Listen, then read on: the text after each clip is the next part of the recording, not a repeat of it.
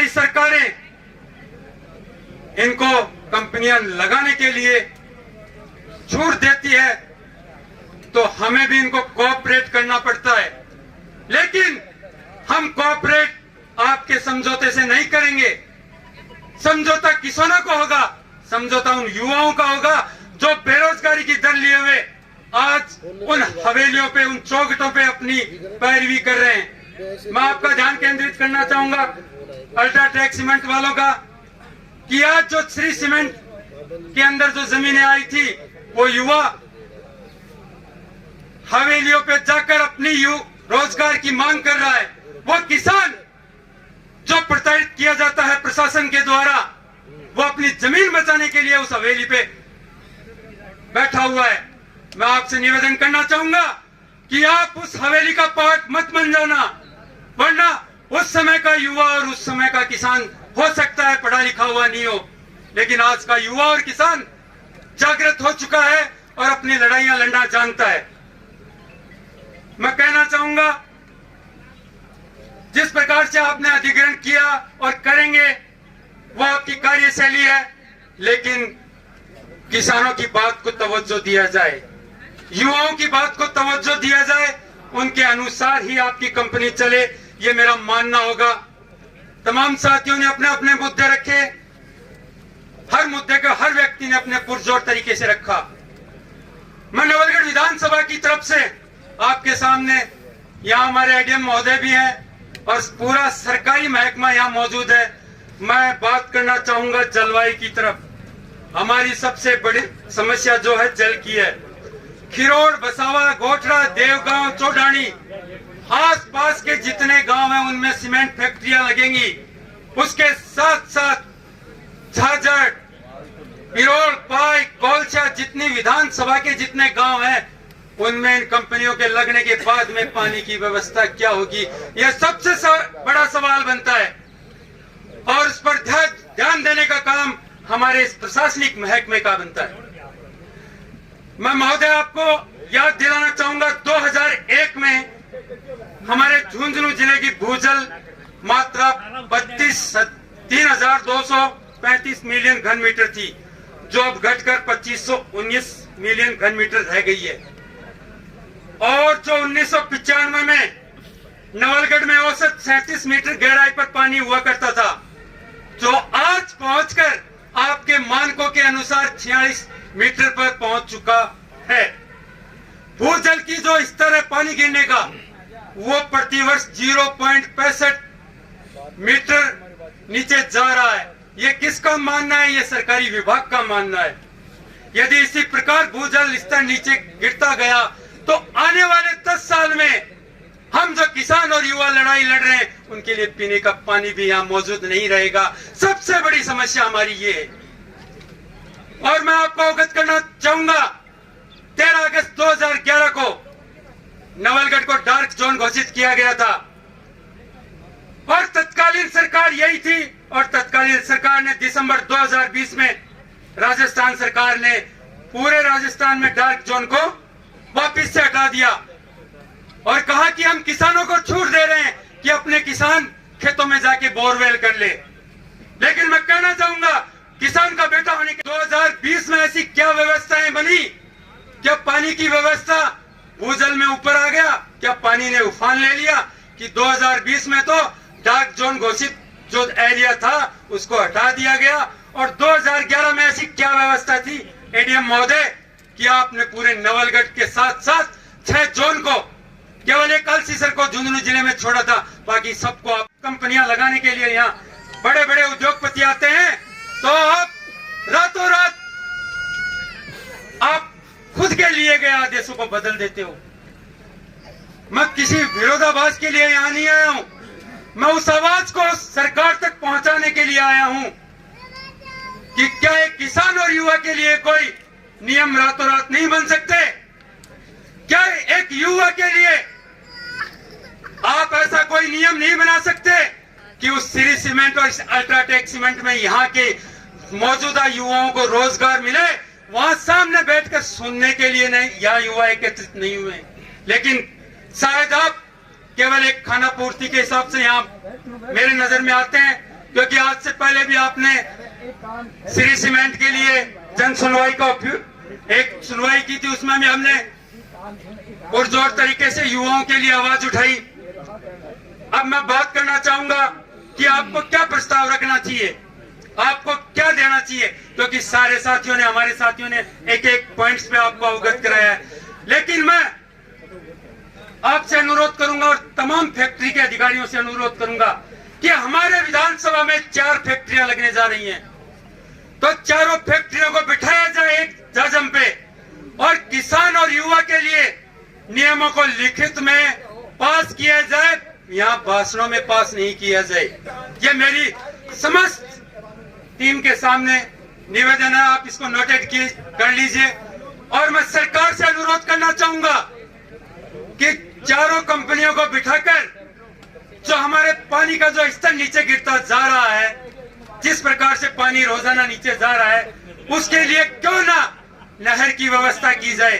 अगर नहर की व्यवस्था आपसे नहीं की जाती है तो आप ऐसी व्यवस्था करें जिससे कि यहाँ का भूजल वापस अपनी यथास्थिति पे आए और हमारे इन फैक्ट्रियों में आने वाले किसानों के साथ साथ तमाम विधानसभा के किसान वापिस लहला उठे और उनके आवाज, मन से आवाज आए कि किसी सरकार ने तो किसानों की आवाज को सुना, किसी अधिकारी ने तो किसानों की आवाज को सुना। लेकिन आप यहाँ पर केवल खाना पूर्ति करके नहीं जा सकते। मैं आपको अवगत कराना चाहूंगा, रोजगार को लेकर युवाओं को लिखित में दिया जाए कंपनियों के द्वारा। आप केवल यहाँ पर भाषण देकर ये कहकर चले जाते हो कि 3000 युवाओं को हम रोजगार देंगे।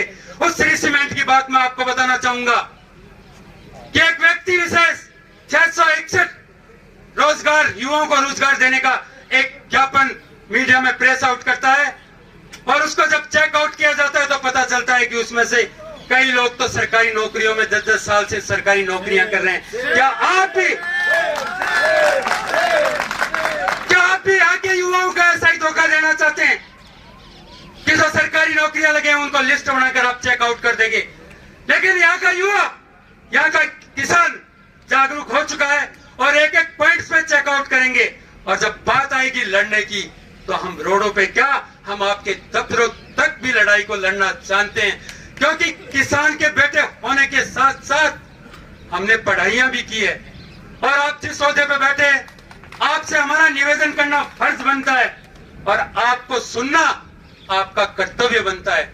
आज ये केवल मीटिंग किसानों के हित को देखकर न की जाए, इस पूरी विधानसभा के हित में की जाए।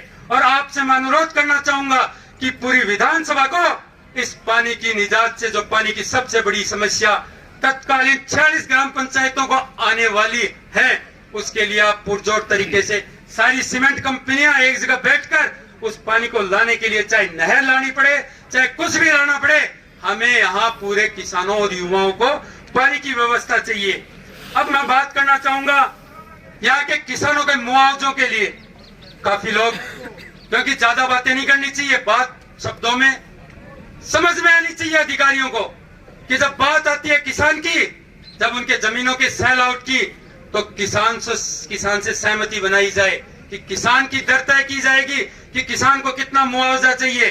और आपको लगता है कि यहाँ का किसान 30 लाख रुपए, 35 लाख रुपए बीघा की मांग कर रहा है और वो अगर गलत है तो मैं अनुरोध करना चाहूंगा कि आपका इंजीनियर बुलाया जाए और 1 बीघा जमीन में जितना पत्थर है उसका आकलन करवाया जाए। आपके इंजीनियर के द्वारा तय हो जाएगा कि यहाँ के 1 बीघा जमीन में कितने पैसे के पत्थर हैं और कितने पैसे यहाँ की कंपनियां कमाएंगी। विषय ये बनता है महोदय, विषय ये नहीं बनता कि आप आए और हमने आपको जमीन दे दी और आपने हमारे ऊपर ही चढ़ाई कर ली।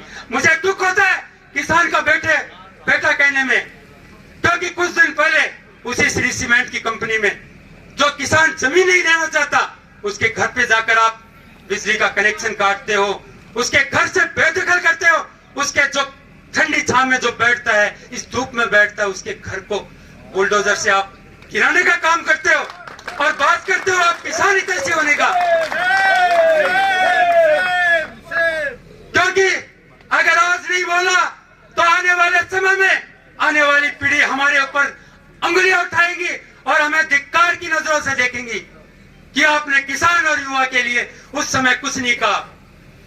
जब किसान आपको जमीन नहीं देना चाहता, जब तक आपको किसान ने जमीन नहीं दी है, आपके क्या राइट्स है कि उसके घर पे जाकर आप उसकी मूलभूत सुविधा से उसको वंचित करने का अधिकार रखते हो। आप एक किसान को हमारे ही जवानों के द्वारा, आप एक किसान को हमारे ही जवानों के द्वारा, जो ये पुलिस महकमा ये जवान की श्रेणी में आते हैं, ये भी हमारे भाई बंधु है, इनको वहां खड़े कर देते हो और हम पर लाठियां बरसाते हो। शर्म आनी चाहिए आप लोगों को।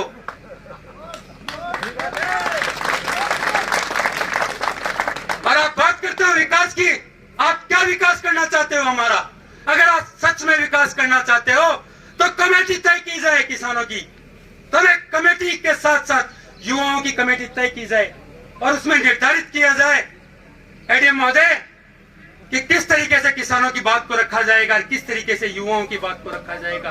केवल एक कागजी प्रेस नोट पे ये बातें नहीं होनी चाहिए। अगर आप सब सहमत हो इस बात से तो आप सब यहाँ के युवा और किसान मेरे साथ में एक नारा लगाएंगे, जय जवान, जय जवान, जय जवान।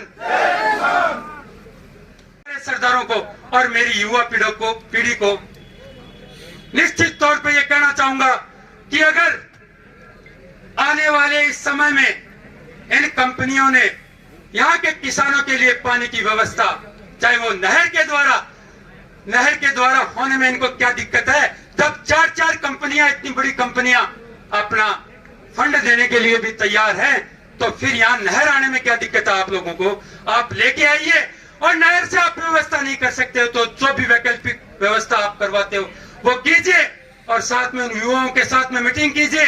और एडीएम साहब, यहाँ का कोई भी नेता और कोई भी जनप्रतिनिधि जिसकी नैतिक दायित्व बनती थी, आज हमारी युवाओं की बात सुनने की, हमारी बातों को सुनने के लिए कोई तैयार नहीं है। हम आपसे अनुरोध करना चाहेंगे इस मंच के द्वारा कि आप हमारे प्रशासनिक अधिकारी हैं, इन चारों फैक्ट्रियों के अधिकारियों को एक जगह पे बिठाकर और किसानों की कमेटी को तय किया जाए और युवाओं की कमेटी को तय किया जाए।